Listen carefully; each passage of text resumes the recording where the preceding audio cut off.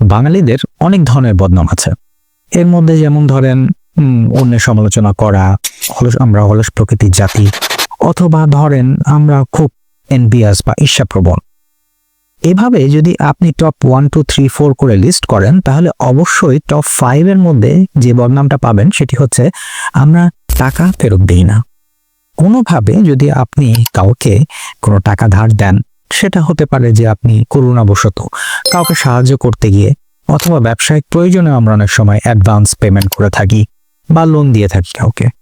যদি আপনার ভাগ্য ভালো হয় তাহলে আপনি সেই পাওনা টাকা ফেরত পাবেন, আর যদি ভাগ্য খারাপ থাকে তাহলে হয় আপনার সাথে তার সম্পর্ক আজীবনের জন্য নষ্ট হয়ে যাবে, অথবা আপনি কোর্টের বারান্দায় বছরের পর বছর ঘুরবেন।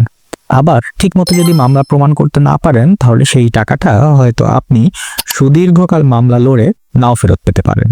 তো এই অবস্থার প্রেক্ষাপটে আজকে আলোচনা করব কিভাবে আপনি পাওনা টাকা ফেরত পেতে পারেন, বা ফেরত পাওয়ার নিশ্চয়তার জন্য যে সমস্ত কাজগুলো করা দরকার সেগুলো কি কি, যেগুলো আমাদের আগে থেকে কাউকে লোন দেওয়ার আগে প্রিকশনারি মেজার হিসেবে নেওয়া উচিত। দেখুন, আমাদের অনেক সময় বিভিন্ন কারণে আমরা মানুষকে টাকা ধার দিয়ে থাকি। সেটা অনেক সময় ব্যবসায়িক প্রয়োজনে হয়, অনেক সময় কাউকে সহায়তা করার জন্য হয়, অনেক সময় বিভিন্ন জায়গায় দেখবেন, যেমন চট্টগ্রামের কিছু এলাকায় অথবা ঢাকার পুরান ঢাকায়, যে দীর্ঘদিন ধরে একটা ব্যবসায়িক সম্পর্ক হয়ে আসছে। সো সে কিছু হয়তো আপনার থেকে ধারে মাল নিচ্ছে বা অ্যাডভান্স টাকা নিচ্ছে, পরবর্তীতে ফেরত দিয়ে দেওয়ার কথা বলে। এবং বেশিরভাগ ক্ষেত্রে আমরা যেটা করি যে আমরা ডকুমেন্টারি কোনো প্রসেসের মধ্যে দিয়ে যাই না, কারণ সেক্ষেত্রে আমাদের একটা বোনাফাইড বা ফাইডুশিয়ারি রিলেশনশিপ যেহেতু তৈরি হয়েছে, আমরা অনেক সময় লজ্জা পাই কোনো একটা স্ট্যাম্পে লিখিয়ে নিতে অথবা কোনো সিকিউরিটি চেক নিতে। এর ফলশ্রুতিতে কিন্তু একটা সময় দেখা যায় যে ভুল বোঝাবুঝি থেকে বা অথবা ইচ্ছাকৃতভাবে টাকা ফেরত না দেওয়া থেকে বিভিন্ন ধরনের দ্বন্দ্বের সৃষ্টি হয়। এবং আমাদের দেশের কনটেক্সটে আমরা যেটা দেখেছি, যারা প্রতারক চক্র তারা দীর্ঘদিন ইচ্ছাকৃতভাবে আপনার সাথে এমন একটা সম্পর্ক গড়ে তুলবে যে আপনি প্রথমে তাকে 5,000 টাকা দিবেন, সে 5,000 টাকা ফেরত দেবেন, তারপর 10,000 টাকা দেবে, সে 10,000 টাকা ফেরত দেবেন। এভাবে করতে করতে যখন অ্যামাউন্টটা বড় হয়ে যাবে, 10 লাখ 20 লাখে চলে যাবে বা 1 কোটিতে চলে যাবে, তখন একদিন দেখবেন সে হাওয়া হয়ে গেছে। তো এই ধরনের সমস্যা যখন সমাধানের প্রয়োজন পড়ে, তখন বেশিরভাগ ক্ষেত্রে দেখা যায় যে আসলে এই যে লোনটাকে সিকিউর করার জন্য আপনার যে প্রয়োজনীয় কাগজপত্র থাকা দরকার বা সিকিউরিটি থাকা দরকার, তার কোনো কিছুই আপনার কাছে নেই। তখন আপনার মাথায় হাত দিয়ে বসে থাকা ছাড়া আসলে কিছুই করার থাকে না। তো প্রশ্ন হচ্ছে, তাহলে যদি এ ধরনের কোনো ঘটনা ঘটে, সেক্ষেত্রে আইনগতভাবে আমরা কি কি পথ অনুসরণ করতে পারি? দেখুন, মামলা করার সময় আমরা লয়াররা প্রথমেই যে সমস্যাটায় পড়ি সেটি হচ্ছে যে আপনাদের কোনো সাপোর্টিং ডকুমেন্ট থাকে না, বা আপনাদের মধ্যে যে লেনদেন হয়েছে সেটি প্রমাণ করার জন্য আপনার কাছে আছে না কোনো স্ট্যাম্পে লেখা কিছু, অথবা কোনো ডকুমেন্ট, কোনো হোয়াটসঅ্যাপে কোনো কমিউনিকেশন, নাথিং। আপনি হয়তো একেবারে তার উপর আল্লাহর ওয়াস্তে টাকাটা দিয়েছেন, বিশ্বাস করে দিয়েছেন। বিশ্বাস করাটা দোষের না, বর্তমান সমাজের প্রেক্ষাপটে আসলে আমাদের বিশ্বাসটা ভেরি কি বলবো, মূল্যবান একটা কারেন্সি, এটা যাকে তাকে করা যাবে না। এ কারণে যখনই কাউকে টাকা ধার দিতে যাবেন, তখন একটি স্ট্যাম্পে লিখিত পড়িত রাখতে হবে যে আসলে কত টাকা দেওয়া হচ্ছে, কেন দেওয়া হচ্ছে, কতদিনের জন্য দেওয়া হচ্ছে, এটার সাথে কোনো ইন্টারেস্ট ইনভলভ আছে কি আছে না, সেগুলো স্পষ্টভাবে লিখে রাখতে হবে। অথবা আরেকটি পদ্ধতি, হুইচ ইজ মোর সিকিউরড আমার মতে, সাধারণত করেন যারা একটু বুদ্ধিমান হয়ে থাকেন, তারা একটা চেক নিয়ে থাকেন। সো চেক নিয়ে থাকলে সেটা কিন্তু বেশ সিকিউরড একটা ইনস্ট্রুমেন্ট, যেটাকে ব্যবহার করে আমরা পরবর্তীতে নেগোশিয়েবল ইনস্ট্রুমেন্ট অ্যাক্টে মামলা করতে পারি সেকশন 138 এ, যদি ব্যক্তি হয়ে থাকে, যদি 140 হয় যদি কোম্পানি হয়। এবং সেক্ষেত্রে 138 এ মামলা করা, যেটা খুব বেশি এনআই অ্যাক্টের মামলা বলে পরিচিত, সেটি মোটামুটি একটি কম সময়ের মধ্যে এটি সেটেল হয়ে যায় এবং মোটামুটি টাকা ফেরত পাওয়ার একটি ভালো সম্ভাবনা থাকে। কিন্তু এক্ষেত্রে আমরা দেখেছি যে যারা আসলে টাকা এই ধরনের প্রতারণার ভাবে টাকা নেয় বা না ফেরত দেওয়ার ইচ্ছা থাকে, তারা বিভিন্ন ধরনের পদ্ধতি অনুসরণ করে এই চেকটাকে ইনভ্যালিড করার চেষ্টা করে। যেমন আপনাকে হয়তো একটা চেক দেবে, চেকের উপরে ডেট লেখা থাকবে এবং সে ব্যক্তি জানে যে একটি চেকের ভ্যালিডিটি থাকে 6 মাস। তো তখন আপনি যখন তার কাছ থেকে টাকা ফেরত চাবেন, সে কি করবে জানেন? সে বলবে, ঠিক আছে, আর কয়দিন বাড়ায় নাও, আমি কয়েকদিন পরে দিচ্ছি। এভাবে করতে করতে 6 মাস পার করে দেবে। এবং 6 মাস যখন পার হয়ে যাবে, তখন ওই চেকটি নিয়ে আপনি যখন ব্যাংকে যাবেন, তখন সেটা কিন্তু একটা ইনভ্যালিড চেক এবং ওই চেকের বেসিসে আপনি কোনো ডিসঅনার স্লিপ পাবেন না, এবং সেটা দিয়ে কিন্তু নেগোশিয়েবল ইনস্ট্রুমেন্ট অ্যাক্টে কোনো মামলা করাও যাবে না। সুতরাং চেক ব্যবহার করে যখন আপনি সিকিউর করার চেষ্টা করছেন আপনার লোনটাকে, সেক্ষেত্রেও কিন্তু আপনাকে সতর্কতা অনুসরণ করতে হবে। পাওনা টাকা আদায়ের জন্য আরেকটি উপায় হচ্ছে মানি স্যুট করা।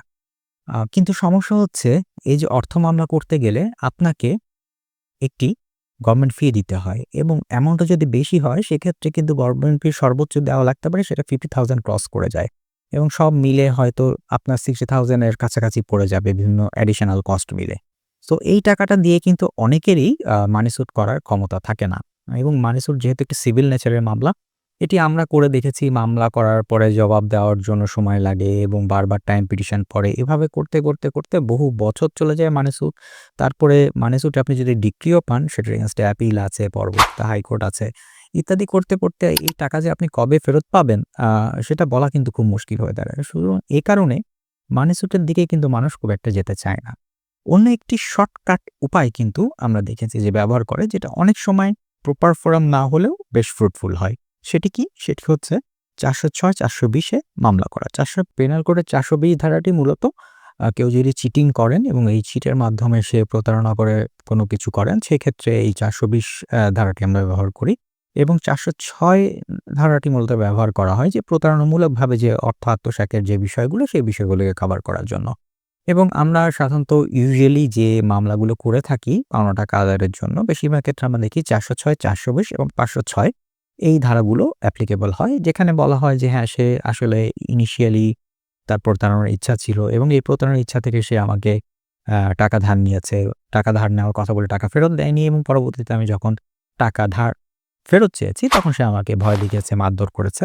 সেক্ষেত্রে অনেক সময় ৩০৭ ও চলে আসে। তো ৫০৬ টা আসে এই যে সে ভয় দেখিয়েছে, হত্যা করবে এরকম হুমকি দিয়েছে, এই বিষয়গুলো কভার করার জন্য এবং পরবর্তীতে ৩৮৭ হচ্ছে আপনার হত্যার হুমকি বা অ্যাটেম্প্ট টু মার্ডার এর বিষয়গুলো কভার করার জন্য। যেহেতু এই ধরনের মামলায় এই সেকশনগুলো ব্যবহার করা হয়, এগুলো মূলত অর্নামেন্টাল সেকশন। এই সেকশনগুলো হয়তো মামলার ভারিক্কি একটু বাড়াবার জন্য করা হয়। কিন্তু ৪০৬, ৪২০ এর মামলা প্রমাণ করার ক্ষেত্রে সবচেয়ে বড় যে বাধা সেটি হচ্ছে ইনিশিয়াল ডিসেপশন থাকতে হবে। অর্থাৎ আপনার থেকে কেউ যদি সরল বিশ্বাসে টাকা ধার নেয় এবং পরবর্তীতে কোনো কারণে টাকা ফেরত দিতে না পারে, তার নিজের কোনো হয়তো অর্থের টানাটানি পড়ছে বা সে আসলে দেওয়ার ইচ্ছা ছিল কিন্তু দিতে পারেনি, বা ইনিশিয়ালি বা প্রাথমিক দিকে আপনাকে প্রতারণা করার কোনো ইচ্ছাই তার ছিল না। এই ধরনের ক্ষেত্রে কিন্তু এই ৪০৬, ৪২০ এর মামলাগুলো চলে না। কারণ এখানে প্রথমেই প্রমাণ করতে হয় যে তার প্রতারণার ইচ্ছা ছিল এবং সেই ইচ্ছাকে সামনে রেখেই সে আপনার কাছ থেকে টাকাটা ধার নিয়েছে। তো এই কারণে প্রাথমিকভাবে হয়তো এই মামলাগুলো দায়ের করে আপনি আদার সাইডকে বা যে আপনার থেকে ধার নিয়েছে তাকে কোর্টে নিয়ে আসতে পারবেন এবং আমরা অনেক সময় দেখি যে ৪০০, ৪২০ এর মামলাগুলোতে কোর্ট সউদ্যোগে একটা নেগোসিয়েশনের ব্যবস্থা নেয়, যেখানে জামিন দেওয়ার সময় বলা হয় যে পারস্পরিক সমঝোতা বা নেগোশিয়েট করা শর্তে জামিন, আপোসের শর্তে জামিন দেওয়া হয় এবং এই আপোসের শর্তে জামিন দেওয়ার সময় অনেক সময় দেখা যায় যে এই বিষয়টা আদার সাইডকে ইনফ্লুয়েন্স করে যে একটা নেগোসিয়েশনে সে টাকা ফেরত দেওয়ার জন্য। কিন্তু অ এই মামলাগুলো কিন্তু শেষ পর্যন্ত টেকে না। কারণ হচ্ছে কেউ যদি এটা নিয়ে হাইকোর্টে যায় তাহলে সেখানে কিন্তু 561 কোয়াশমেন্টের একটা ভালো সুযোগ আছে। যে যেহেতু যদি ইনিশিয়াল ডিসেপশনটা আপনারা প্রমাণ করতে না পারেন, যে প্রথম দিকেই তার কুমন্ত্রণা ছিল বা তার একটা ম্যালিস ছিল যে সে আপনার সাথে প্রতারণা করবে। তো এই জিনিসটা যদি প্রমাণ করা না যায় তাহলে কিন্তু এই ধরনের মামলার মাধ্যমে টাকা আদায় করা কিন্তু কঠিন হয়ে যায়। আরেকটা বিষয়, ৪০৬, ৪২০ এর মামলা করে কিন্তু ওই ব্যক্তির শাস্তি নিশ্চিত করা যায়। মানে তার একটা পানিশমেন্ট আছে। কিন্তু ওই মামলা করে কিন্তু আপনি কখনোই আপনার রায় কিন্তু আপনাকে টাকা ফেরত দিতে বলা হবে না। সুতরাং এ বিষয়টি খেয়াল রাখবেন যে ওই ক্রিমিনাল মামলার মাধ্যমে কিন্তু টাকা ফেরতের মামলা না। ক্রিমিনাল মামলাটা আমরা ব্যবহার করি একটা প্রেশার ট্যাকটিক হিসেবে, যে আদালতকে কোর্টে নিয়ে আসছেন এবং সেখানে আপনি তাকে এক ধরনের চাপে ফেলে টাকাটা আদায় করছেন। যদিও এটার লেজিটিমেসি নিয়ে প্রশ্ন আছে যে এটা আসলেই কতটুকু লিগ্যাল। কিন্তু এটা অনেক সময় বেশ এফেক্টিভ ওয়ে হিসেবে কাজ করে। আরেকটা বিষয় অনেকে আ চেষ্টা করেন সেটি হচ্ছে পুলিশ স্টেশনে যাওয়া। পুলিশ স্টেশনে গিয়ে অনেকে মামলা করার চেষ্টা করেন বা একটা জিডি করার চেষ্টা করেন এবং তখন আমরা অনেক সময় দেখি যে কনসার্ন পুলিশ স্টেশন এই বিষয়টা নিয়ে আ টাকা আদায়ের একটা চেষ্টা করে। অনেক সময় বোথ সাইডকে ডেকে একটা নেগোসিয়েশন করে দেওয়ার চেষ্টা করে। কিন্তু একটি বিষয় কিন্তু মনে রাখতে হবে যে পুলিশের কিন্তু টাকা আদায় করার কোনো ক্ষমতা নেই এবং এ বিষয়ে তাদেরকে নির্দেশনাও দেওয়া আছে যে তারা টাকা আদায় সংক্রান্ত কোনো কাজ কখনো করবে না। কিন্তু তারপরে আমরা কখনো, কখনো দেখি যে কিছু, কিছু পুলিশ অফিসার অনেক সময় আ ভালো উদ্দেশ্য নিয়ে যে একটা গরিব মানুষের টাকা আটকে আছে, তখন সে হয়তো একটু ফোন করে বলে দিল। থানার ওসি সাহেবকে বললে অনেকে বলে যে, "আচ্ছা ঠিক আছে টাকাটা দিয়ে দিচ্ছি।" আবার অনেক সময় খারাপ উদ্দেশ্যও থাকে যে টাকা আদায় করে সেখান থেকে একটা কিছু পার্সেন্টেজ নেওয়ারও আমরা দেখেছি, কিছু, কিছু অভিযোগ আমরা শুনেছি। সো পুলিশ স্টেশনে অনেকে যান, গিয়ে পুলিশকে বলেন যে, "আমার টাকাটা আদায় করে দেন।" এবং পুলিশ অফিসাররা অনেক সময় আইনগতভাবেই বলেন যে, "এখানে তাদের করার কিছু নাই।" এবং আমরা অনেক সময় দেখেছি যে সমাজের অনেক মানুষ যারা বিশেষ করে প্রান্তিক জনগোষ্ঠী যারা আইন-কানুন অতটা বোঝেন না বা বোঝার সুযোগ নেই, তারা অনেক সময় পুলিশকে ভুল বোঝে এবং গালিগালাজ করেন যে, "পুলিশ কেন টাকাটা আদায় করে দিচ্ছেন না?" আ এটি ভাই মনে রাখতে হবে, এটি কিন্তু পুলিশের কাজ না। আপনাকে যদি টাকা আদায় করতে হয়, তাহলে টাকা আদায়ের জন্য আপনাকে মামলা করতে হবে। সেটি হয় আপনি যদি চেক থাকে চেকের মামলা করেন, যদি চেক না থাকে মানিসুদ করতে পারেন, অথবা যদি আপনি প্রেশার ট্যাকটিকের মাধ্যমে টাকাটা আদায় করতে চান, তাহলে ৪০৬, ৪২০ এর মামলা কিছু সময়ের জন্য আপনাকে হয়তো একটা রিলিফ দেবে। হবে। ভালো থাকবেন।